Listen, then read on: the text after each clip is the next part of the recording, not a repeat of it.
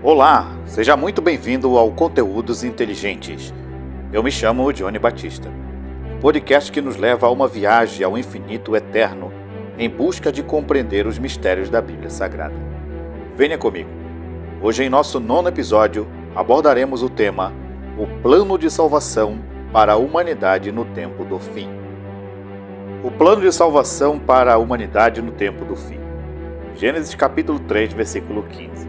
Porém, inimizade entre você e a mulher, entre a sua descendência e a descendência dela.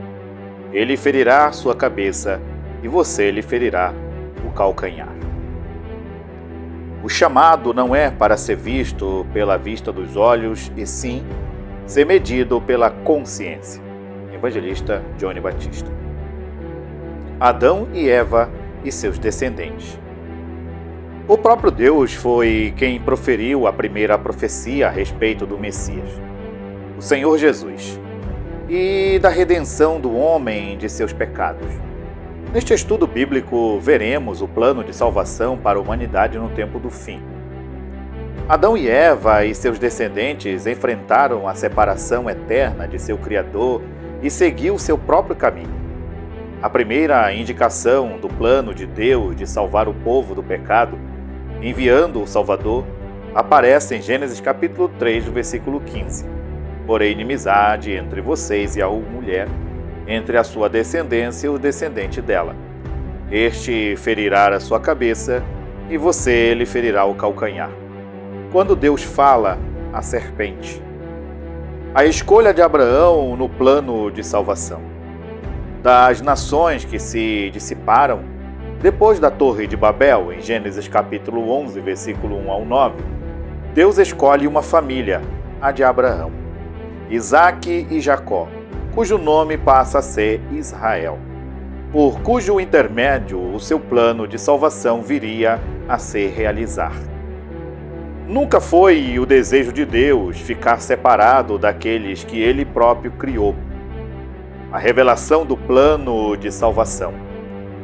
No seu livro, a Bíblia, Deus revela o seu plano para salvar o mundo do julgamento dele.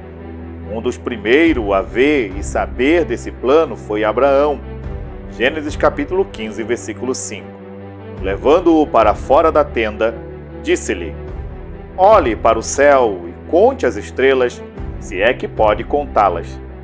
E prosseguiu: assim será a sua descendência. O sacrifício como cobertura temporária. No sacrifício, Abraão provou que era temente a Deus. Então Deus providenciou o carneiro para o sacrifício. Então Deus mostrou a Abraão que um carneiro ou um animal semelhante seria morto como cobertura temporária para o pecado, até que Deus providenciasse o seu sacrifício final para pagar pelos pecados da humanidade.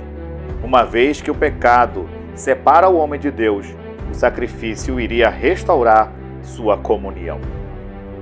As Sagradas Escrituras falam daquele que viria como sacrifício final.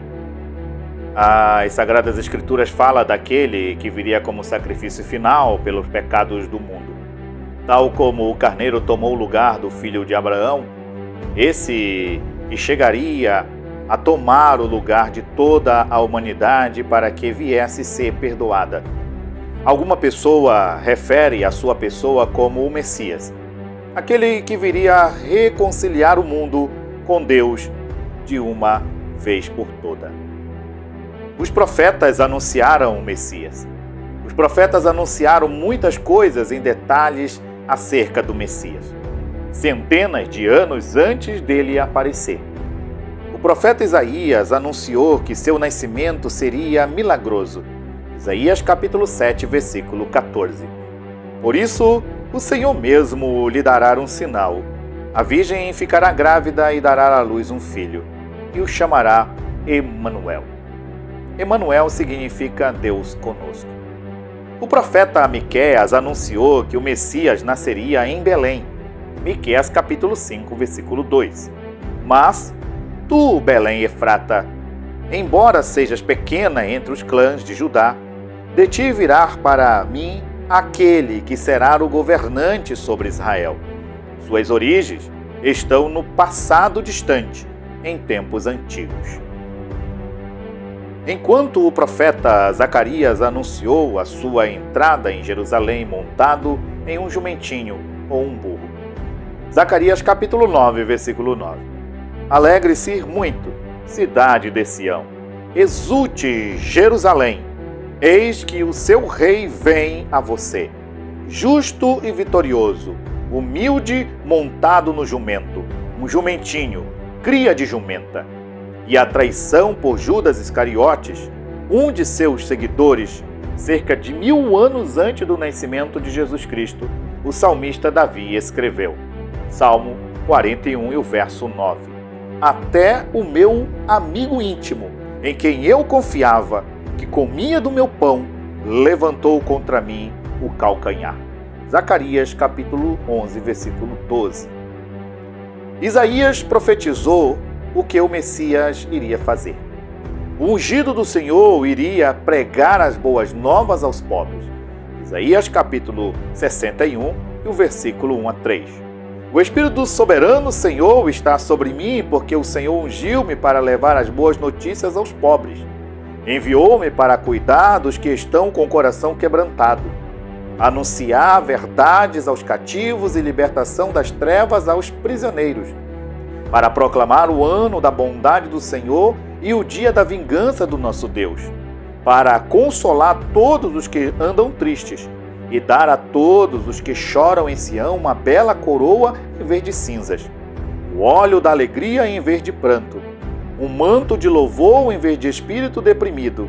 Eles serão chamados carvalho de justiça, plantio do Senhor para a manifestação da sua glória. Messias, o Salvador da humanidade. E quem era o Messias? No primeiro século chegou um profeta chamado Jesus. Algumas pessoas pensavam que ele era o profeta de que os profetas tinham falado. Será que poderia ser? Será que na sua vida tinha cumprido aquilo que tinham dito dele? Seria Jesus mais do que um profeta? Vou falar-lhes da história de Jesus baseada em testemunhas oculares, como está registrado nas Sagradas Escrituras. A morte do Cordeiro de Deus. A prisão e morte de Jesus e sua imediata consequência sobre o estado de ânimo dos discípulos também foram profetizados por Zacarias. Zacarias capítulo 13, versículo 7, parte B. Fere o pastor e as ovelhas ficarão distantes. Tanto Isaías como Zacarias profetizaram sobre as agressões físicas que o Messias sofreria. Isaías capítulo 53, o versículo 5. Mas ele foi transpassado pelas nossas transgressões e moído pelas nossas iniquidades. O castigo que nos traz a paz estava sobre ele, e pelas suas pisaduras fomos sarados. Zacarias capítulo 13, versículo 6. Se alguém lhe disser, que feridas são essas nos teus braços? Responderá ele, são as feridas com que fui ferido na casa dos meus amigos. O Messias seria esbofeteado e cuspido. Agora são Isaías e Miqueias os autores dessa profecia. Isaías capítulo 50, versículo 6. Ofereci as costas aos que me feriram, e as faces aos que me arrancavam os cabelos. Não escondi o meu rosto dos que me afrontavam e me cuspiam. Ao profetizar sobre o nascimento e rejeição do Rei dos Reis, Miqueias escreveu, Miqueias capítulo 5, versículo 1. Agora, ajunta-te em tropas, ó filhas de tropas, por-se-á sítio contra nós, ferirão com a vara e foi-se ao juiz de Israel. Suas mãos e pés seriam furados. Mateus capítulo 26, o versículo 67. Então uns cuspiram-lhe no rosto e lhe davam murros, e outros esbofeteavam. Lucas capítulo 22, o versículo 63. Os homens que estavam detendo Jesus começaram a zombar dele e a bater nele. Tanto o salmista Davi como o profeta Zacarias profetizaram sobre este suplício. Salmo 22 e o verso 16, parte B. Transpassaram-me as mãos e os pés. Foi o próprio Senhor Jesus quem falou nesta passagem profética do livro de Zacarias. Zacarias, capítulo 12, versículo 10, parte A. E sobre a casa de Davi e sobre os habitantes de Jerusalém, derramarei o espírito de graça e de súplicas. Olharão para mim a quem transpassaram. A crucificação de Jesus foi executada segundo o costume romano. Suas mãos e pés foram pregados no madeiro através de longos e grandes cravos. Lucas capítulo 23, o versículo 33. Quando chegaram ao lugar chamado Calvário, ali o crucificaram. Observe-se que as marcas dos cravos foi a prova que Tomé pediu para crer que Jesus havia realmente ressuscitado. João capítulo 20, versículo 27 ao 28. E Jesus disse a Tomé: coloque o seu dedo aqui, veja as minhas mãos, estenda a mão e coloque-a no meu lado. Pare de duvidar e creia. Disse-lhe Tomé: Senhor meu e Deus meu. Ele entregou sua vida para nos salvar. Mateus capítulo 15, versículo 27. E foram crucificados com ele 2 ladrões, um à sua direita e outro à sua esquerda. Lucas capítulo 19, versículo 10.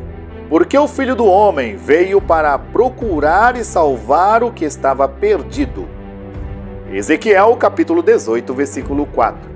Eis que todas as almas são minhas, como a alma do Pai, também a alma do Filho é minha. A alma que pecar, essa morrerá. Ezequiel capítulo 18, versículo 31 e 32. Lançai de vós todas as vossas transgressões com que transgregistes e crie em vós um coração novo e espírito novo. Pois, por que morrereis, ó casa de Israel? Porque não tenho prazer na morte de ninguém, diz o Senhor Deus. Portanto, convertei-vos e viverei. Romanos capítulo 6, o versículo 23. Porque o salário do pecado é a morte, mas o dom gratuito de Deus é a vida eterna em Cristo Jesus, nosso Senhor. Ele se sacrificou para nos salvar. O apóstolo Paulo escreve sobre o ápice do plano de salvação de Deus, contemplando esta era até a próxima.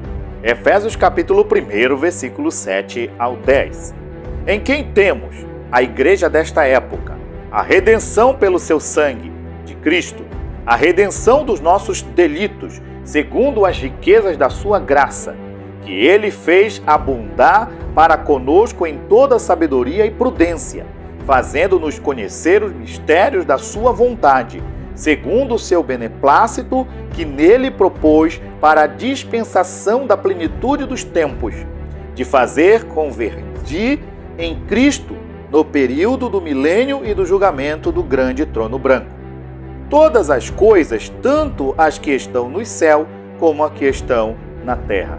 Grifo meu.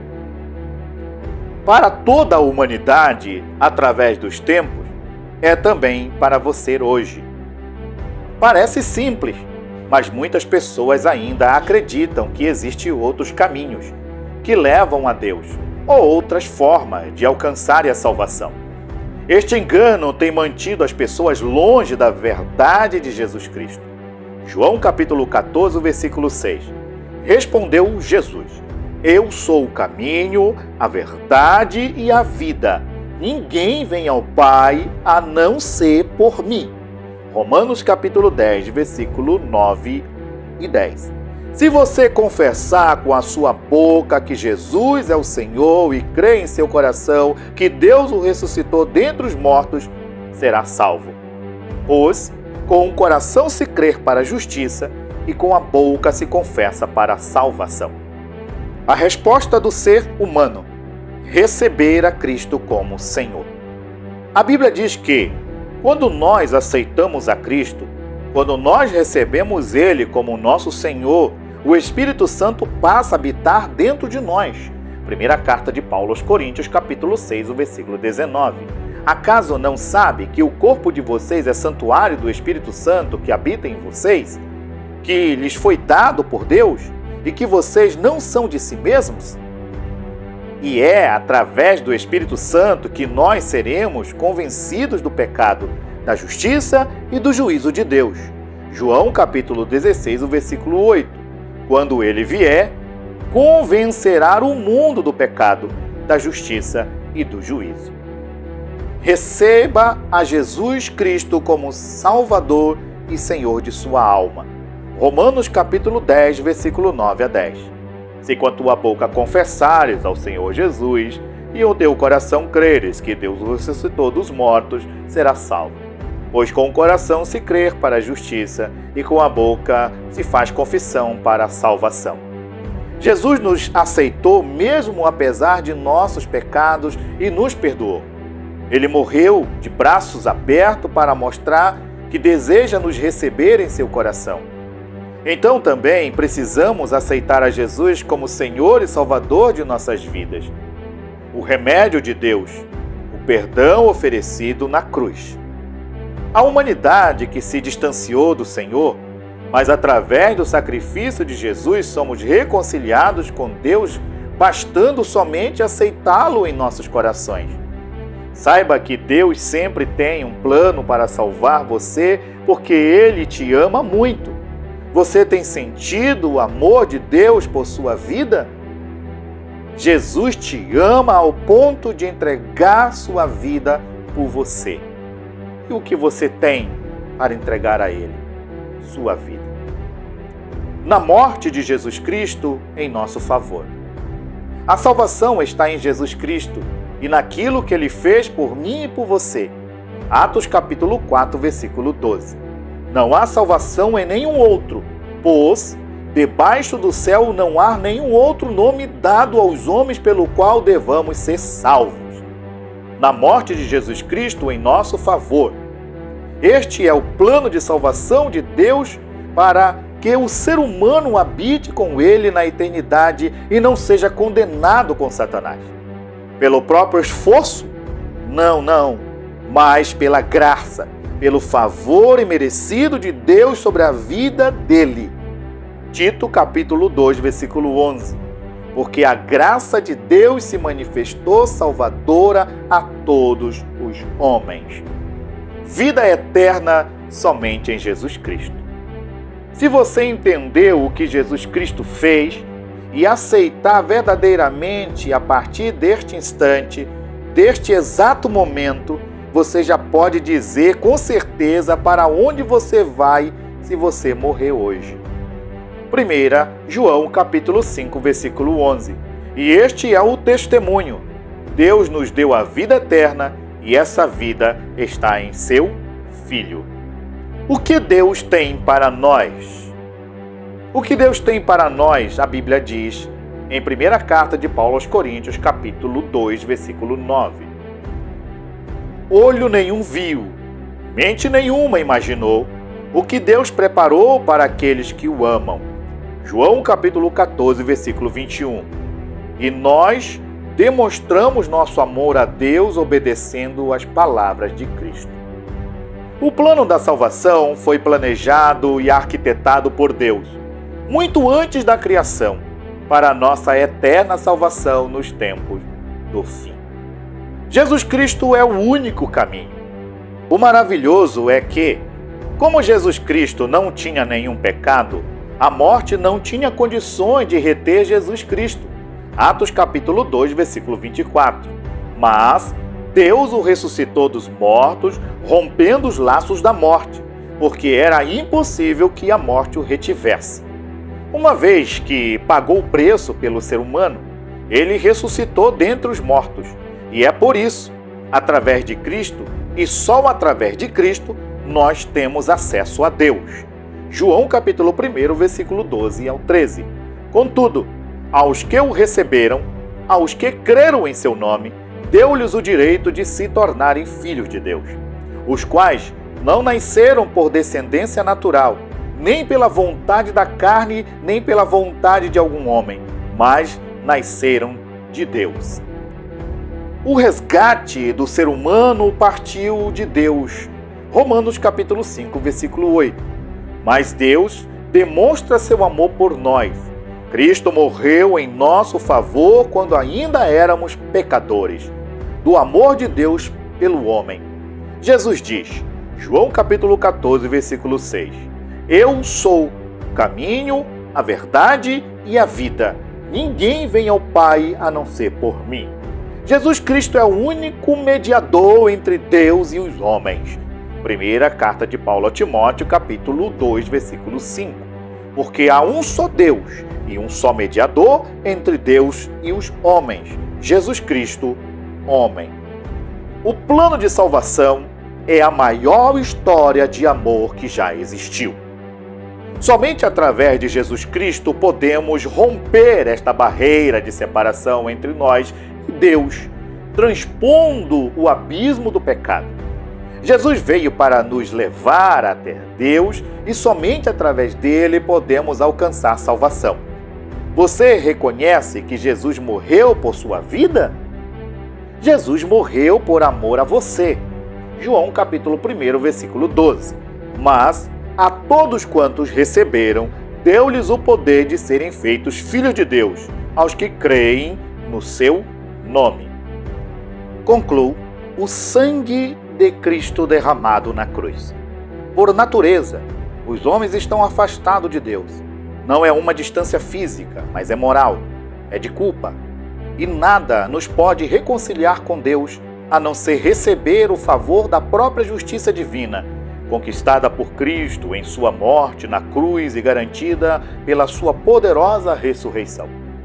Que o sangue de Jesus Cristo derramado na cruz do Calvário não tenha sido em vão. Que a sua morte não tenha sido à toa. Confiemos de todo o coração neste Salvador que com sua morte apaziguou a justiça divina no lugar do pecador e nos garantiu o perdão dos pecados, vida nova e salvação eterna. O sacrifício de Cristo foi perfeito. Cristo morreu por você e nada e nem ninguém pode mudar essa verdade. Tudo o que depende de Cristo para que você tenha uma nova vida já está feito. A sua parte é aceitar pela fé o sacrifício de Cristo na cruz do Calvário. Ele morreu por você.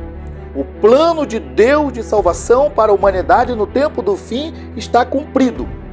Cristo morreu para que você viva por meio dele, para que você viva para ele, para que você viva com ele, para que você viva uma nova vida.